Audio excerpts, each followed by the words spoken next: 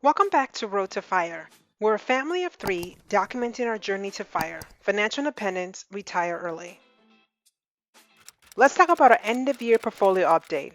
Like always, I will provide all our real numbers through the 19th of the month and outline our investment strategy, so please hang with me.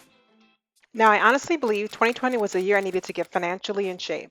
This year taught me so much on all levels, but from a financial point of view, it taught me the importance of consistency and living well below your means. I wish I had this enlightenment many years ago. So we invest the boring way. We invest using the dollar cost averaging method, which is an investment strategy that aims to reduce the impact of volatility in the financial market by investing small sums and having them invested periodically versus all at once. Essentially, we don't put in lump sums of money into the market for a quick win or try to time the market. Instead, we just put in relatively fixed amounts every single month.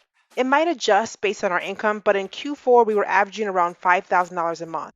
December, we're investing more because of additional income we had this month, but the goal is to invest over $4,800 a month outside of our retirement accounts in 2021. So, what platforms do we use? Right now, we have our investments in four different platforms, but to be 100% honest, most of our money is in our Vanguard accounts. Whenever we leave a company, I transfer our 401ks into our Vanguard accounts. It just makes it easier for me to manage long term. I find that most employers use Fidelity, so I end up having both accounts, but I will always prefer Vanguard. Only changes is that in 2021, I'll be switching my HSA account with my new employer. Overall, we love the platforms we have and I don't expect us to change anytime soon. So we all know this year has been a financial roller coaster. No one could have predicted this year. But because we stayed the course, we were able to see strong gains in the market this year. Honestly, the stock market carried our net worth, and I know we can't expect that again next year. The only thing I wish we could have done differently was have more investment opportunity cash on hand, just for dips in the market like what we saw back in February. We might start this strategy in the future on top of DCA. So far, we've invested $4,000 this month, and we have planned to invest an additional $3,000, which I've outlined in my budget video for December. I'll link that here if you're interested. We are waiting for our rental income check and my husband's bonus to come in to send over the remaining balance to our brokerage accounts. Our Roths are maxed out for the last time this year, and it really feels good. So I'm a bit worried about our strategy in 2021. I know the DCA method hedges against low periods in the market, but based on every article and financial guru, there is a projected market crash coming in 2021. The question is, should we hold more cash now and wait or continue the path that we're currently on? My husband and I are split on this, but we're still discussing. I know timing the market is silly, inserts disclaimer here, but it would be nice to have some more cash on hand for more opportunities in the market. Let me know your thoughts below in the comments. So for now, or at least through Q1, we'll be staying the course, sticking to the DCA method 100%. This is what my husband preferred and it works best for us, but I'm not going to lie.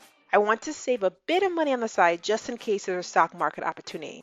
I mean, I don't see a harm on having a few $1,000s or a couple $100s on hand just for potential opportunities, but we're still on the fence on this. Now, before I jump into our portfolio numbers, I did want to share that I lost about $10,000 month over month because I was not 100% vested in my old company's 401k. Now, I knew this was going to happen as I checked my accounts monthly, but leaving this job was a part of a bigger plan. My new job sent us to a lower cost of living city, paid more money, got us back home closer to family, and provided a solid sign-on bonus that offset this loss. And it positioned us to buy the duplex that we live in right now, so I think overall it was worth it. But be mindful of this when you switch jobs. So here's our current investment portfolio. I broke it out by what type of investment accounts we have. Keep in mind, this accounts for both my husband and I's investments. Most of our money is in our IRAs, which houses our past company's 401ks within Vanguard. This represents 49% of our total portfolio and has a balance of just over $112,000. Next is our company's 401ks, and the balance is just around $39,000, which is a decline from last month due to vesting. We then have a little over $42,000 in our brokerage account, and this includes our custodial account for our son, which has grown month over month. We then have our Roth accounts, which are still housed in Vanguard and has a balance just a bit over $35,000 as of right now. And our HSA, which represents less than 1% of our total portfolio as of right now, but will grow next year as we're finally maxing that out, is just under $1,700. So our total portfolio amount in December to date is $231,167, which is all right for me for right now. But I'm always striving for a bit more. So this month so far, we made buys in 2 Vanguard index funds, which is a focus for us for the end of 2020. But I am making an end of year video on the best things that I bought and the worst stock picks I had for the year, so stay tuned for that later this week. Overall, I'm happy with the 2020 progress, but really need to see more growth in the next years at a higher rate. So let's get hypothetical for a second. Just to be 100% clear, this is all back of the napkin math here, so don't get all technical with me yet.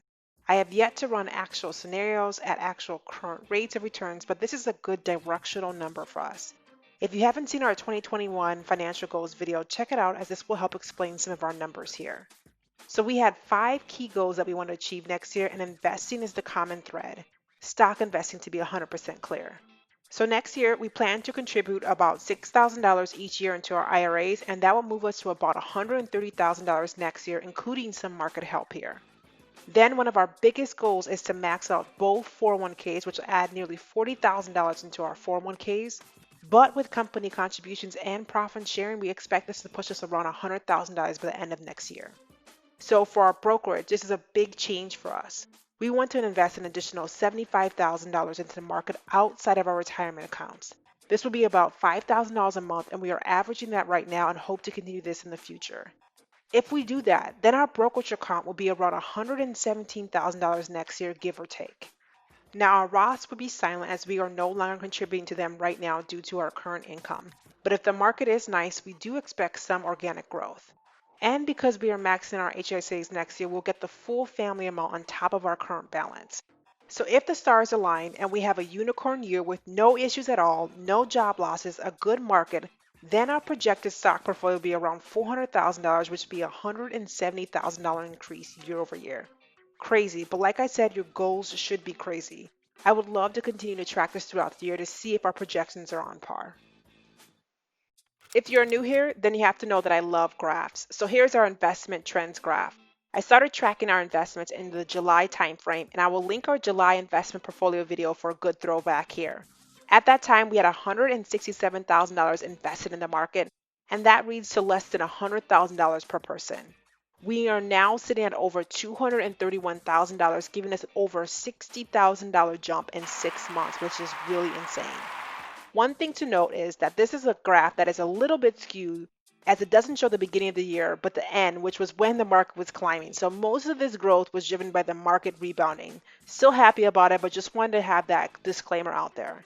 2021 will be the first year of me fully tracking our investments, which will give me a clear view of our overall progress in a 12-month span.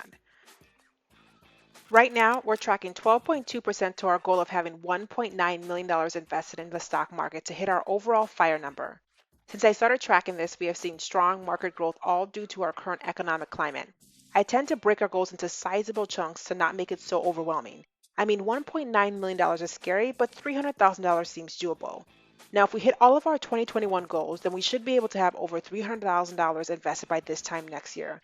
But we will only be able to hit this goal if the market is nice to us. So let's hope the financial gurus are wrong about 2021, or that there is more opportunities for growth for us DCA investors. I'm not worried, as consistent and long-term investors always fare out well overall. Now, if you made it this far, thank you so much for watching. But don't forget to like, comment, and subscribe below. Until next time.